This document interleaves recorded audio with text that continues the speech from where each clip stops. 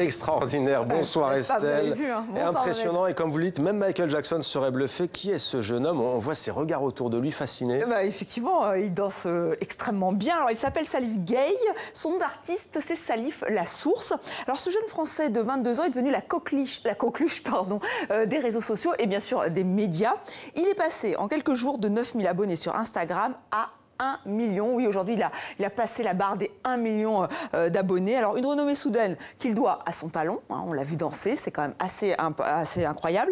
Mais surtout à deux stars américaines, le basketteur NBA LeBron James et l'acteur Dwayne Johnson, le Rock, vous savez. Eux aussi, ils ont été impressionnés par ce jeune homme et donc ils ont retweeté la vidéo. Et vous imaginez le nombre d'abonnés qu'ils ont. Donc, ce qui fait que la vidéo a fait le tour du monde, c'est devenu viral. Et notre jeune danseur français est devenu une star. Et la belle histoire se poursuit, Mohamed, puisqu'il aurait été contacté. Il va aller aux États-Unis. Là, il dansait dans la rue, hein, sur le parvis de Beaubourg à Paris. Et là, il part aux États-Unis. Alors, il ne veut pas trop en dire sur cette aventure artistique qui l'attend, mais il a l'air assez confiant. Hein, donc, on en saura plus sur les réseaux sociaux. Et peut-être que vous aussi, vous pourriez peut-être danser un petit moonwalk. Comme ça, on aurait encore plus de vues sur les réseaux sociaux. Je pense que la place va se vider à Paris, là, sur les terrasses. Pas du tout. En tout cas, on poursuit. Hein, c'est un conte de fées. On va rester dans la thématique du hip-hop symphonique. Cette fois, le concert a lieu ce soir à la Maison de la Radio à Paris. Estelle. Oui, ceux qui pensent que le hip-hop et le classique ne vont pas ensemble, eh bien, ils ont tort, ils se trompent. Cette troisième édition réunit des artistes de la scène rap. On a Dossé, Sofiane, Esprit Noir. Ils chantent accompagnés par les musiciens de l'Orchestre symphonique de Radio France. C'est un reportage de Luna Gay-Padoan et Guillaume Gouet.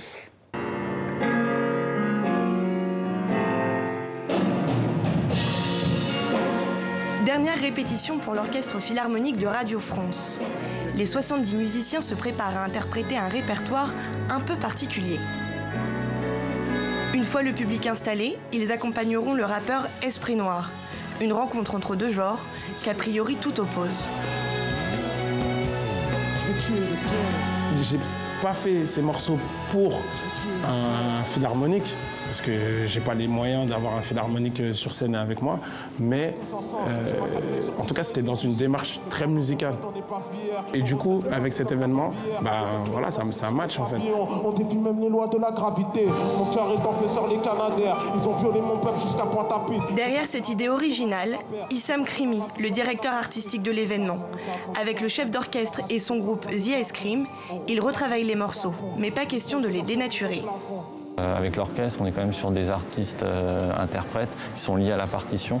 Il faut qu'ils retrouvent, j'ai envie de dire, leurs habitudes. Et en même temps, je me porte garant vis-à-vis des artistes, des rappeurs qu'on invite, du fait qu'on ne travestit pas leurs morceaux. On fait du hip-hop symphonique et il faut que ça soit à la fois hip-hop et à la fois symphonique. On n'est pas là pour dénaturer le hip-hop, on est plutôt là pour lui donner une nouvelle dimension, une nouvelle histoire, quoi. Cette année, 4 rappeurs se prêtent une nouvelle fois au jeu. Parmi eux, Dossé. 175 millions de vues sur YouTube, des concerts dans la France entière.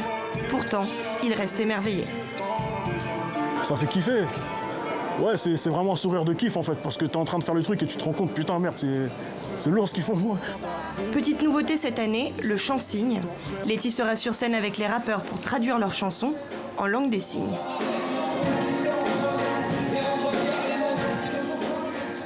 Voilà, le chant-signe, j'avoue que je ne connaissais pas. Et vous savez qu'aux États-Unis, si une personne donc malentendante ou pas d'ailleurs demande quelqu'un pour traduire les chansons en langue des signes, eh bien c'est obligatoire. Et donc là, ça se fait ce soir à la Maison de la Radio pour cette troisième édition du hip-hop symphonique. Alors un concert que vous pouvez suivre sur la radio, Le Move.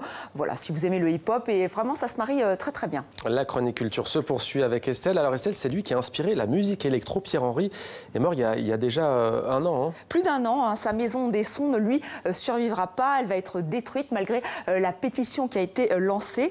Plus qu'une maison, Mohamed, c'était un atelier. Il y faisait des expérimentations. Il y donnait des concerts.